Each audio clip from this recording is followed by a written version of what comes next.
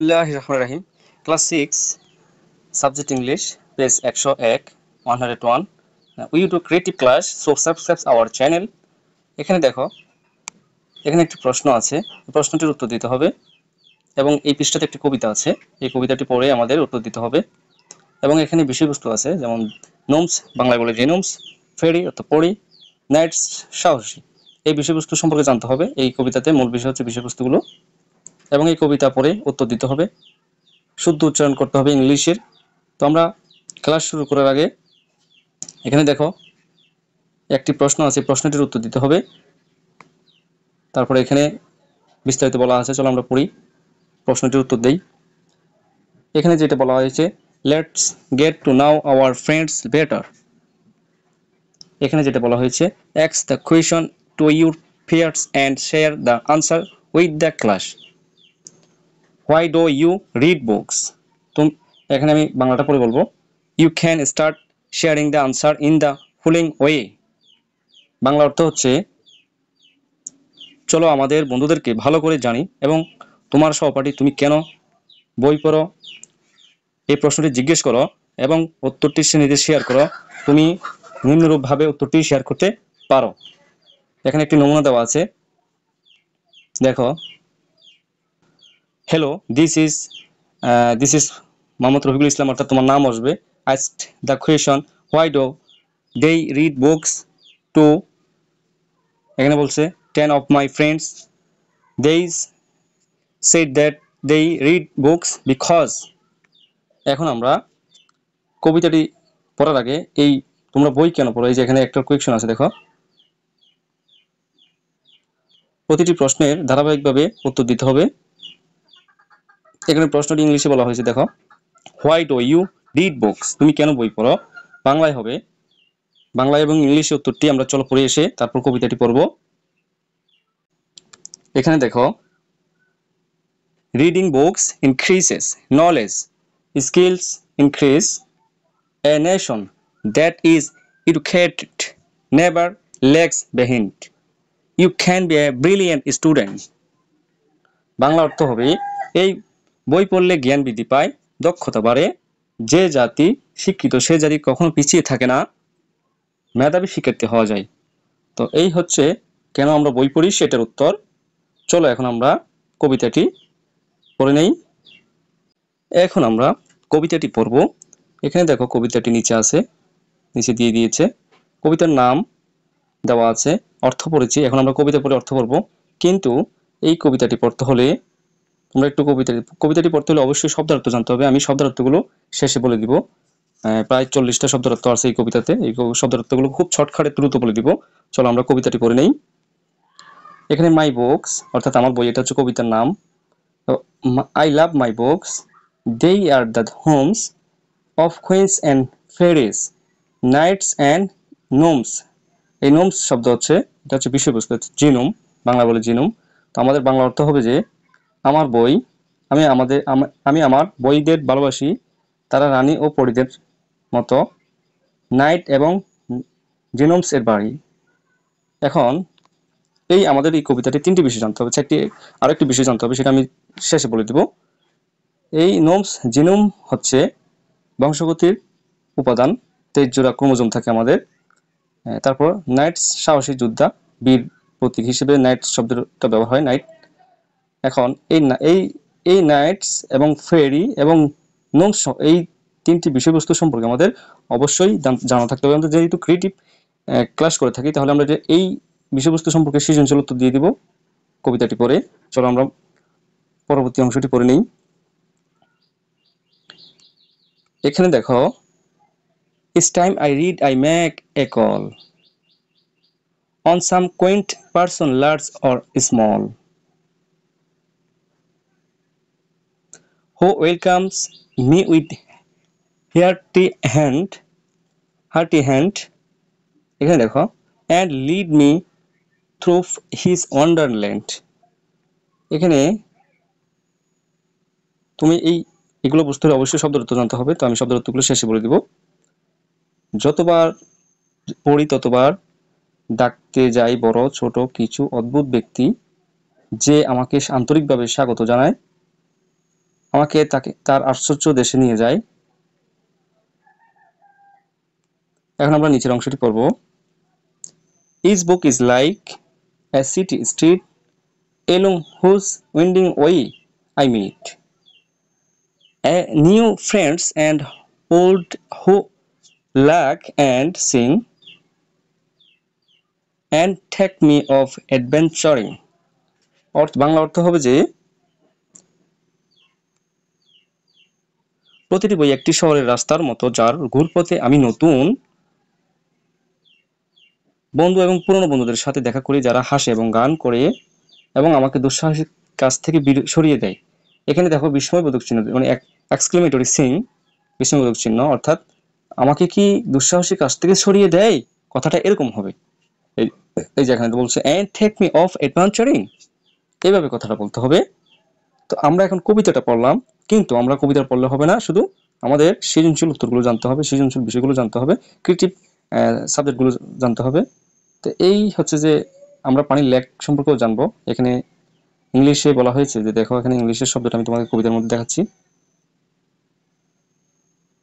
এই যে এখানে লাক একটা শব্দ আছে, লাক, এটা হচ্ছে পানির লেক, বড় ধরনের জলাশয়, যেমন সাগরের শাখা হতে পারে। তো আমরা চলো এই বিষয়বস্তুগুলো সম্পর্কে জেনে আসি এবং শব্দের অর্থগুলো জেনে নিই।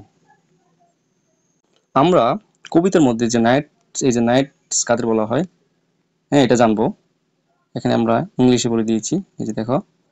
তো এখন আমরা নাইট কাদের বলা যায়, বাংলায় ধারণা নিয়ে ইংলিশে এটা বলবো। এই যে দেখো নাইট কাদের বলা হয়, আমরা ইংলিশটাকে পড়ে নিই। দেখো, who is called the knight, K is silent থাকবে, কে উচ্চারণ হবে না। এখানে দেখো প্রথমে আমাদের প্রথম লাইনটা পড়ে নিব। In the middle age knighthood was considered a lower class aristocracy. In the late Middle Age, this rank became known as an indicator of chivalry. চিভরি, এখানে এল ইজ সাইলেন্ট থাকবে। এখানে দেখো যেটা সাইলেন্ট থাকবে এটা বলে দিচ্ছি। এই যে দেখো এখানে একটা শব্দটা উচ্চারণ কিভাবে হবে এটা বলে দিচ্ছি। চিভরি, এটা এল ইজ সাইলেন্ট, মানে এলটা উচ্চারণ হবে না, চিভরি হবে। এখানে দেখো basically A night is a vassal who collects his revenue as a nobleman's warrior. এখানে আরেকটি line, the aristocracy trust their knights and they excel in battle of the যুদ্ধ on horseback. In our country the universal poet, মানে কবিতা, মানে কবি আর কি। এখানে কবির নাম বলা হয়েছে, দেখো রবীন্দ্রনাথ ঠাকুর অ্যান্ড দ্য গ্রেট সায়েন্টিস্ট একারিয়ে। এখানে দেখো এসারিয়া, তারপরে আছে জগদীশ চন্দ্র বসু, হ্যাঁ জগদীশ চন্দ্র বসু আর কি, আমাদের এই বিজ্ঞানী। তারপরে knights by the British government, তাহলে তারা নোবেল পেয়েছিল ব্রিটিশ গভর্নমেন্ট থেকে, এই যে নাইটস উপাধি পেয়েছিল, নাইটস যেটা। তো later however Rabindranath Thakur renounced the kinghood for the Jallianwala massacre, মানে গণহত্যার কারণে, হত্যাকাণ্ডের কারণে, এই যে একে হত্যা করেছিল, এটার নাম হচ্ছে যে তোমাদের এটার নাম হচ্ছে যে জালিয়ানওয়ালাবাগ, হ্যাঁ এটার নাম হচ্ছে যে জালিয়ানওয়ালাবাগ। এটা উচ্চারণটা হবে এরকম, উচ্চারণটা সঠিকভাবে তোমাদেরকে বলতে হবে। এই যে এটার নাম হচ্ছে জালিয়ানওয়ালাবাগ। একই হত্যাকাণ্ডের কারণে উনি নাইটস উপাধিটা প্রত্যাখ্যান করেছিল ব্রিটিশদের পক্ষ থেকে। এখন আমরা আমরা এই বাংলা অর্থ হচ্ছে যে, দেখো বাংলা অর্থ হবে যে, বাংলাটা অবশ্যই তোমাদের জানতে হবে, নাহলে তোমরা কিছু বুঝবো না। মধ্যযুগে নাইটহুড নিম্ন শ্রেণীর অভিজাত হিসেবে বিবেচিত ছিল, মানে যারা যুদ্ধ করতো। মধ্যযুগের শেষের দিকে এই পদক্রমটি বীরত্বের সূচক হিসেবে পরিচিতি লাভ করে, অর্থাৎ যারা যুদ্ধ করে রাজার হয়ে বা যে কোনো সরকারের হয়ে যারা যুদ্ধ করবে, মূলত নাইট হলেন একজন সামন্ত যিনি একজন অভিজাত ব্যক্তির যোদ্ধা হিসেবে তার রাজত্ব আদায় করে থাকেন। অভিজাতগণ তাদের নাইটদেরকে বিশ্বাস করতেন এবং তারা ঘোড়ায় চড়ে যুদ্ধ করতেন, পারদর্শী ছিলেন যুদ্ধ করে। এখন আমাদের দেশে বিশ্বকবি রবীন্দ্রনাথ ঠাকুর কবি এবং মহান বিজ্ঞানী আচার্য জগদীশ চন্দ্র বসু ব্রিটিশ সরকার থেকে দ্বারা নাইট উপাধিতে ভূষিত হন। পরে অবশ্য জালিয়ানওয়ালাবাগের হত্যাকাণ্ডের জন্য রবীন্দ্রনাথ ঠাকুর নাইট উপাধি ত্যাগ করেন। এখন ওনারা কেন নাইট উপাধি পেয়েছেন, এটা হচ্ছে যে ওনারা কবিতায় খুব বীরত্ব দেখিয়েছেন, বীরের সাথে কবিতা লিখেছেন, অনেক কবিতা দিয়ে অনেক অন্যের বিরুদ্ধে কথা বলেছেন কবিতা দিয়ে, বা কবিতার কারণেই তাদেরকে বিজ্ঞানের কারণে, যেমন জগদীশ চন্দ্র বসু বিজ্ঞানে খুব ভালো ছিল, পদার্থ বিজ্ঞানে অবদান রেখেছেন এই কারণে। তো আমরা চলো জিনোম কি সেটা আমরা জেনে আসবো। এই যে এখানে দেখো, হোয়াট ইজ নোমস, মানে জিনোম, বাংলায় বলে জিনোম। তো জিনোম হচ্ছে যে, ইংলিশ আগে পড়বো তারপর বাংলা উত্তর দিব। দ্য জিন ইজ কল্ড জেনোম, মানে জিনকে জিনোম একত্রে ডাকা হয় জিন, এই জিনকে একত্রে জিনোম বলে, অর্থাৎ আমাদের ক্রোমোজোম 23টা chromosome. The entire human genome is found in 23 pairs of genes.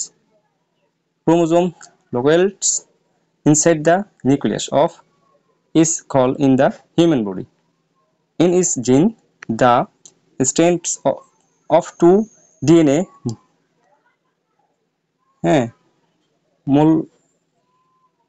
molecules are twisted around each other in a spiral.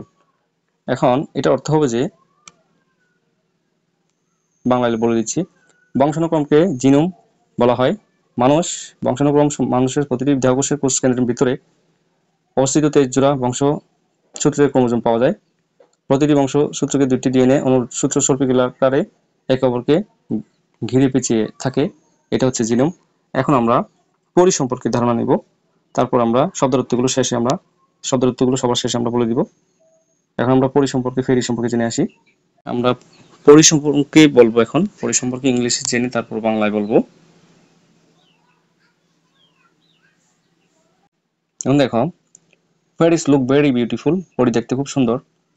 they disappear usually people cannot see fairies can fly, পরি উঠতে পারে। they have two wings behind them, দুটি পাখা আছে। movies are made with the character of fairies from different countries of the world. বিভিন্ন দেশে, বাংলায় বলবো, পরীরা দেখতে খুব সুন্দর, তারা অদৃশ্য হয়ে যায়, সাধারণত মানুষের পরিধি দেখতে পায় না, পরে উঠতে পারে, তাদের পিছনে দুটি ডানা রয়েছে। বিশ্বের বিভিন্ন দেশে পরিদের চরিত্র নিয়ে সিনেমা তৈরি হয়েছে। চলো শব্দার্থগুলো খুব পড়ে নেই। এখানে দেখো, আমরা 1 নম্বরে বলেছি লাভ, দেখো 1 নম্বর লাভ অত, ভালোবাসা মাই অত আমার, বকত্ব বই, টাইমত্ব সময়, দেইয়ত্ব তারা, হোমত্ব বাড়ি, তারপর কৈনত্ব রানী,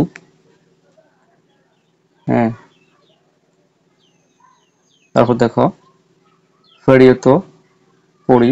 8 নম্বর নাইটস সাহসী যোদ্ধা বীর সম্পর্কে বলা হয়েছে। তারপরে নোমস অত জিনোম, বাংলায় বলে জিনোম। ইস অত প্রতিটি বা প্রত্যেক, টাইমত্ব সময়, হৃদত্ব পড়া, তারপর মেকত্ব করা, মানে কিছু করা আর কি, তৈরি করা বোঝাবে। কলত্ব কল করা, সামর্থ্য কিছু, খৈন্থত্ব অদ্ভুত, পার্সনত্ব জন বা ব্যক্তি বোঝাবে। লার্জত্ব বড়, অরত্ব অথবা বা, স্মলত্ব ছোট। আরো কিছু আছে, দেখো এখানে দেখো।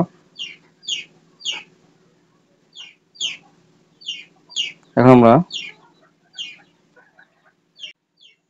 দেখো আমরা এই শব্দার্থগুলো জানবো।